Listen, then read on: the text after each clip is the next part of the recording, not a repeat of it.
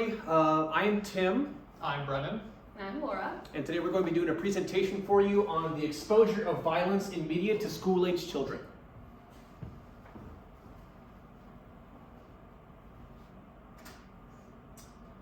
So introducing school-age children to violent screen time is controversial because research suggests it may negatively affect their behavior, emotional well-being, and social development. One point that is made is increased aggression. Studies have shown that exposure to violent media can increase aggressive thoughts, feelings, and behaviors in children. Prolonged exposure may desensitize them to violence, making them more accepting of aggressive actions in real life. A second point is the emotional impact. Violent content can lead to fear, anxiety, or nightmares in some children, especially if they can't distinguish between fiction and reality. A third point is social and cognitive development.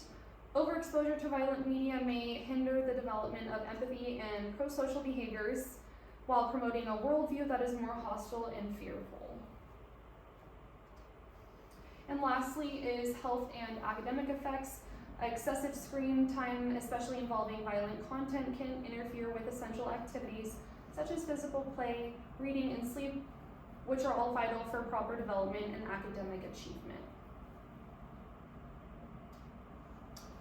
The framework for the other half of this argument is such that claims are made that current previous research has actually failed to control for a number of different variables that are not just this kind of causal relationship, which we'll get into in a moment, but things like mental health or family life,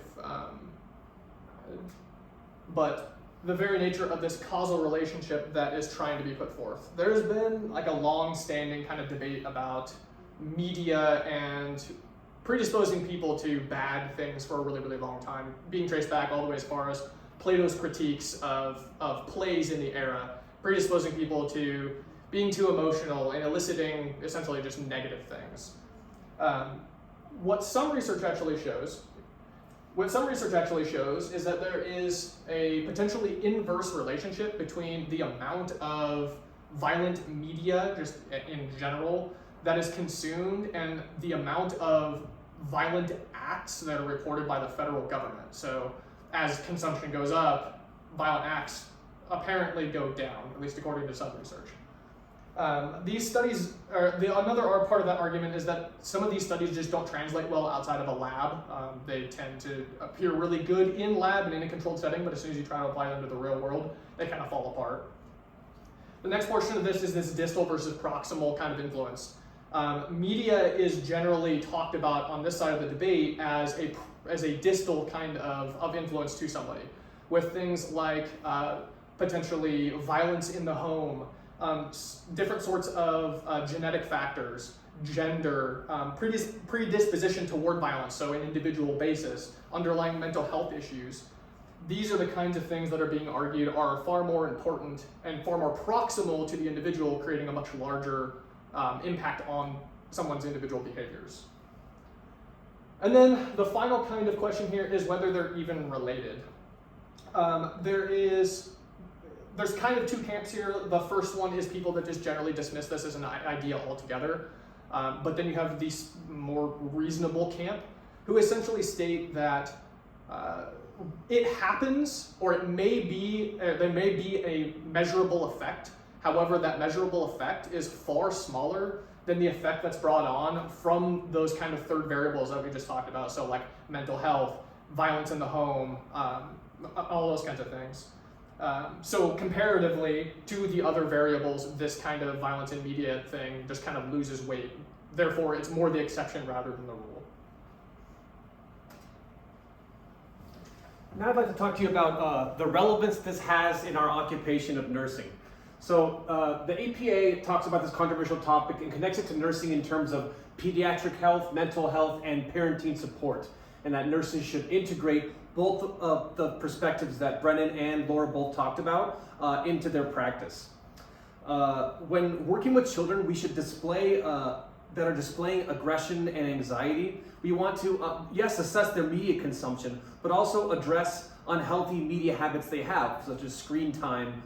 We want to promote their emotional intelligence and assess their emotional intelligence to make sure that they're meeting their emotional developmental milestones. We want to enhance parents and get them involved because we want to bring in that family-based care so that we are team members with the nurses. As nurses, we're team members with the parents and also with the children as well.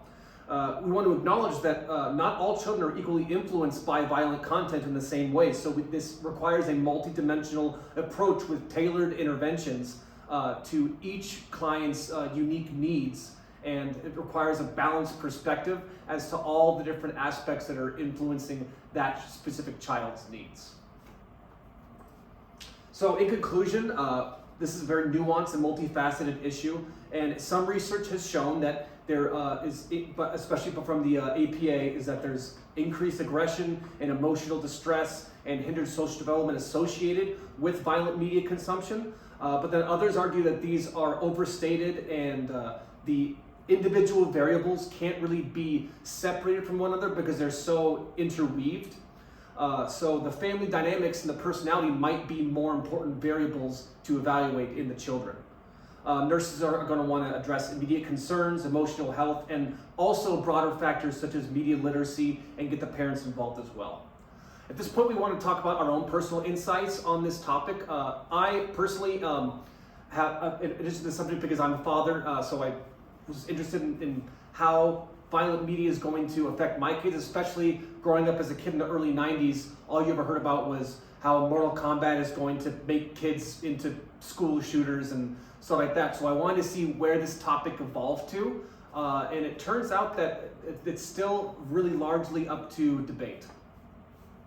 I came into this area of research, if you will, I think more sure of what I thought, and then after delving into it deeper and deeper and deeper and trying to follow the different little rabbit holes as they spread about, I think I find myself now much more unsure as to how specifically I feel about it. I think at a bare minimum, we need to stop looking for scapegoats and a specific thing pointing to why something happens rather than maybe trying to take a bit of an intrinsic look as to why something might be happening. And from my point of view, I just think that we should definitely incorporate both views, like mentioned, and I think personally, we should not be introducing violent media to children until they're a certain age where they're able to distinguish reality from fiction, because they are easily influenced. And so I believe that for sure holding off as long as we can for the violent media, and definitely reducing screen time and not allowing any screen time before a certain age. And now it's your turn. We would like you to hop on the discussion boards and tell us what you think about this topic, what you think of both the viewpoints are. We'd love to get your 2 cents on the matter. I also invite you to, when you're doing your own media consumption, take a look at how often you see violent depictions in any sort of media that you're watching. Thank you very much. Thank you. Thank you.